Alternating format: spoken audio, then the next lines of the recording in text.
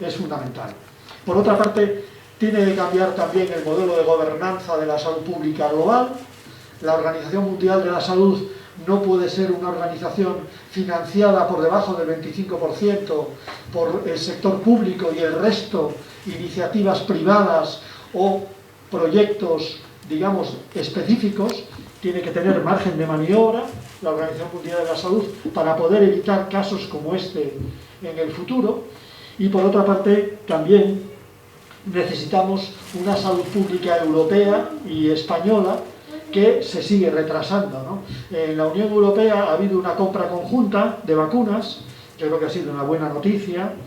También el embrión de una Unión Sanitaria Europea, pero todavía hay cosas pendientes, como por ejemplo tener una industria sanitaria propia de tecnología estratégica en la Unión Europea para no vernos ante situaciones como las que estamos viéndonos en estos momentos, porque el estrangulamiento de la cadena de suministros era una gran denuncia en 1918, porque era en contexto de guerra y se produjo el estrangulamiento de la cadena de suministros.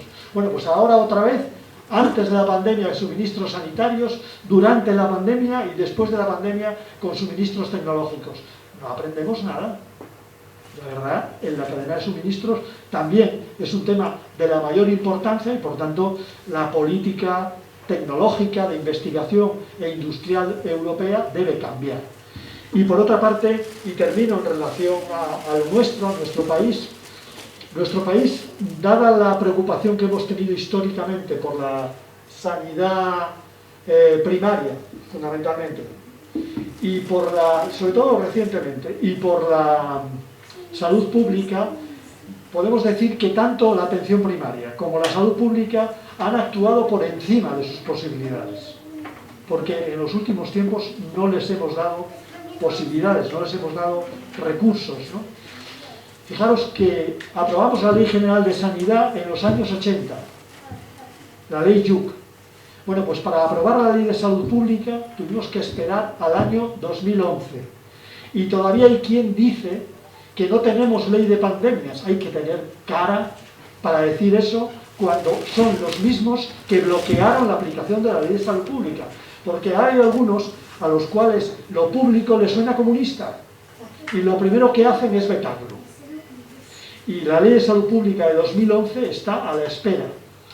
En estos momentos es incomprensible que no se haya puesto en marcha ya la Agencia de Salud Pública. Incomprensible, porque está presupuestada el año pasado y este año, y realmente solamente lo puedo entender como una pelea, digamos, entre técnicos, representantes del gobierno y de las comunidades autónomas, el que no se haya puesto ya en marcha la unidad de gestión o el comité de salud pública en España, que es imprescindible para los próximos tiempos, ¿no?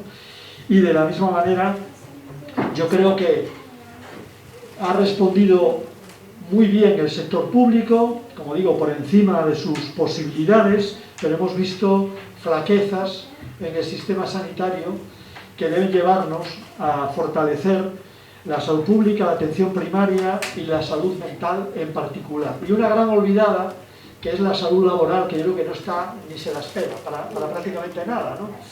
Que explica que en este país tengamos datos de todo, dónde impactó la pandemia y dónde se transmitió, y sin embargo nos creamos que las empresas no fueron un lugar de transmisión de la pandemia, teniendo en cuenta que la mayor parte de nuestras empresas son microempresas o pequeñas empresas y que en algunos sitios están como piojos por costura.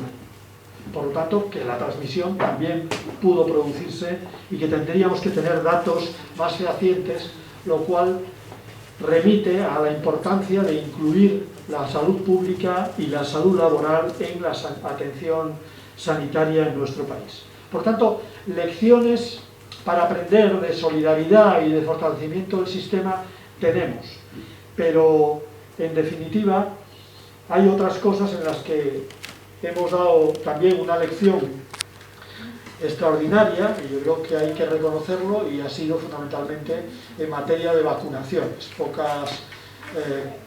Pocos países han tenido un nivel de vacunación como el nuestro, y fundamentalmente han sido los sanitarios, han sido las administraciones autonómicas, los ciudadanos, los que están detrás de ese altísimo nivel de vacunación. Que termino diciendo que empezaba hablando del populismo y de la ultraderecha, que es paradójico, ¿no? Que la ultraderecha siga incrementando su perspectiva de voto, su expectativa de voto, y que al mismo tiempo pues se reduzca el negacionismo. Es una aparente paradoja, ¿no? Pero es que la extrema derecha, cuando ha visto cómo respondía a la ciudadanía en materia de vacunas y cómo se vacunaba prácticamente la inmensa mayoría, ha terminado siendo una ultraderecha de negacionismo vergonzante. Porque si dicen lo que piensan y dicen lo que han hecho, pues probablemente tendrían las cosas mucho más difíciles.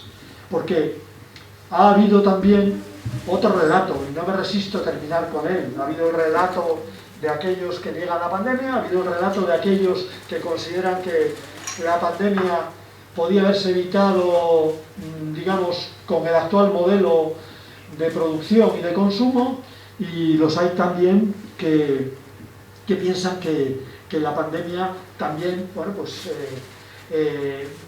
podía haber tenido una respuesta en una ley específica, llamada ley de pandemias. Lo que no saben es que las pandemias digestivas, por ejemplo, no son lo mismo que las pandemias aéreas, y no es lo mismo una pandemia de un tipo que de otro, y por tanto no existe una ley específica para pandemia, sino que lo que hay son legislaciones de salud pública que te pueden permitir adoptar medidas muy diferentes ante distintos riesgos, ¿no? Riesgos de pandemia, como puede haber sido el que se produjo en Andalucía con la carne mechada, digamos, de enfermedad transmitida por alimentos, o riesgos de otras pandemias como es la pandemia de COVID que hemos vivido en nuestro país, y que eso todo no cabe dentro de una ley específica, y que probablemente tampoco había condiciones en nuestro Parlamento para aprobar una ley tan específica en ese momento de la pandemia, y hubo que recurrir a la legislación que teníamos, que por otra parte era bastante amplia, pero que hay un relato, termino con él, un relato dogmático, en este caso del dogma, llamémosle legal, que lleva en nuestro país a que se haya producido de manera singular una sentencia del Tribunal Constitucional que no tiene precedentes y no tiene parangón en Europa. Yo no me puedo creer que mi Tribunal Constitucional sea más celoso de los derechos individuales que el resto de los tribunales europeos, ni que mi país haya tomado medidas muy distintas a las de Alemania, las de Francia o las de Italia. Por tanto, tenemos un problema de dogmatismo jurídico.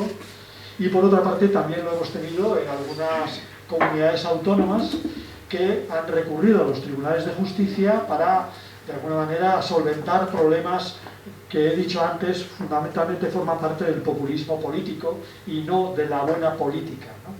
En definitiva, ese es el sentido del libro, que tampoco evita entrar en un capítulo sobre la infodemia, que está hoy muy presente. Que, digamos, hemos tenido un modelo de comunicación de la pandemia que es el modelo simplista de comunicación, con maniqueos en torno a las consecuencias de la pandemia. Un día salía la administración tomando medidas restrictivas, y al día siguiente salía, o el mismo día salían los afectados por esas medidas restrictivas despotricando de esas medidas. Eso es lo que le ha llegado a la ciudadanía, esos maniqueos, y quizás no hemos logrado hacer una comunicación equilibrada. Forma parte también de que el populismo no se ha quedado en los partidos políticos. El populismo ha penetrado en los medios de comunicación y ha penetrado también en las propias administraciones institucionales, y la administración de justicia no es ajena a todo ello. Yo creo que con ese modelo de, digamos, gestión con maniqueos de la pandemia, no hemos contribuido a dialogar, no hemos contribuido a acordar, sino más que nada hemos contribuido al ruido que criticamos en en el libro, ¿no? Ese pandemonium del que hablamos es el ruido, que no es solamente el ruido de los afectados por el virus, sino también el ruido de las discusiones y los debates que hemos tenido en esta pandemia, bastante poco productivos. Pero hay otro significado de pandemonium, y es el de pelea de demonios, y en el trasfondo el pueblo elegido, que no me quiero referir al pueblo elegido en términos bíblicos, pero sí me quiero referir al pueblo, a los ciudadanos, ¿no? Que espero que junto con las administraciones políticas, que son las responsables de conciliar intereses contradictorios, hayamos aprendido algo de la pandemia, que la pandemia sirva de enseñanza para cambiar algunas cosas, tanto en la geopolítica como en la política de salud pública o en la administración sanitaria en las comunidades autónomas. Esa es la intención del libro, también aprender las lecciones de la pandemia. Y como se ha dicho antes, no hemos evitado en el libro autocriticarnos a la izquierda por la incapacidad que quizás hemos tenido, a la izquierda y a la democracia, por la incapacidad que hemos tenido de gobernar la complejidad, la capacidad que hemos tenido en algunas materias, fundamentalmente la comunicación y demás, que creo que son manifiestamente mejorables en el futuro, ¿no? En ese sentido, bueno, pues hay todo un capítulo destinado no solamente a las lecciones de la pandemia, sino un capítulo destinado a los errores de la izquierda.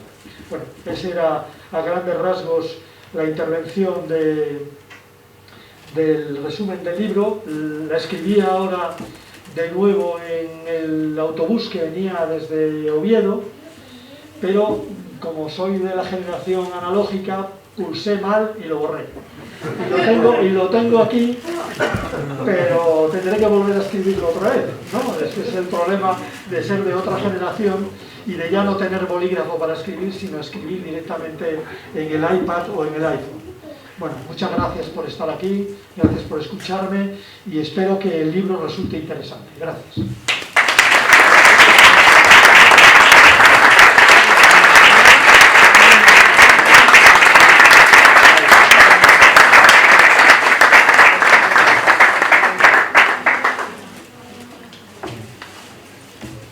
Ruego si preguntas. No sé si alguien le quiere preguntar alguna cosa a Gaspar, está abierto. No sé si alguien tampoco ha leído nadie el libro. También de preguntas del libro, preguntas de contexto, y si no, paso directamente a firmar. Perdón, mira, yo como veo aquí, perdón, hay mucha gente muy lista, bastante más que yo, por supuesto, a los que conozco. Solo te quería hacer una pequeña aclaración. Que he descubierto una cadena, que luego te digo por no hacer publicidad, donde venden cuadernos por €1. Está genial. ¿Qué es lo que hago yo para hablar de los libros? Cuaderno rubio, cuadernos de bolígrafos. Para que escriban. Pero me perdonen la broma y ahora.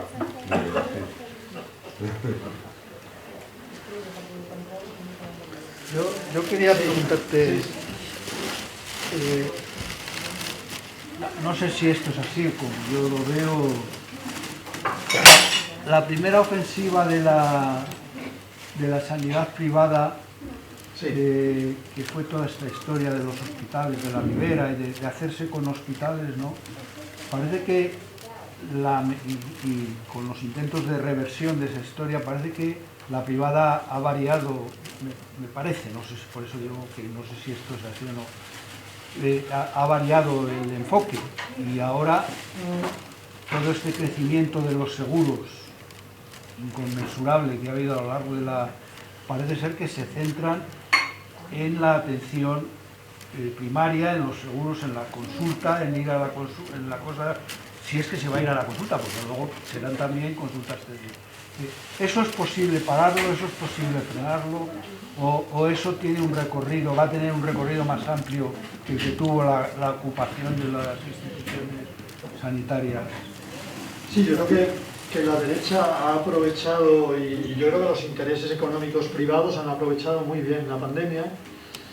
Yo no recuerdo su contribución en los momentos más duros de la pandemia a la lucha contra la pandemia, no fue mucha, no fue significativa. De hecho, bueno, pues comunidades autónomas que tuvieron algún tipo de colaboración con el sector privado, lo que hicieron fue derivar aquello que en parte formaba parte de la lista de espera, inevitable, y centrarse ellas, las instituciones de salud pública, fundamentalmente en la pandemia, ¿no? Por tanto, su contribución a la pandemia ha sido pequeña, pero su inteligencia sobre la pandemia es grande, ¿no? Y su capacidad de... Yo hace poco le llamaba la respuesta que podemos llamar la tormenta de citoquinas, ¿no? Que para la pandemia es peor que la propia enfermedad, porque es la que te lleva a la UCI. Bueno, pues en este caso la tormenta de citoquinas del interés privado y de la derecha ha sido acelerar la oferta en los lugares más débiles, en los flancos más débiles de la sanidad pública. Algo que ya era conocido, la lista de espera, pero que en este caso y a lo largo de la pandemia ha aumentado de manera alarmante y ha sido listas prácticamente de desesperación, ¿no? Ahí el sector privado ha establecido pólizas políticas. Esas pólizas no pueden mantenerse, no son sostenibles, son de tal nivel de gratuidad y de bajo... vamos, es lo mismo que en Estados Unidos cuando tú tienes una enfermedad y te dicen no, usted sube nivel 5, por tanto esa enfermedad no entra en la póliza. Bueno, pues esto pasa lo mismo en las pólizas en España.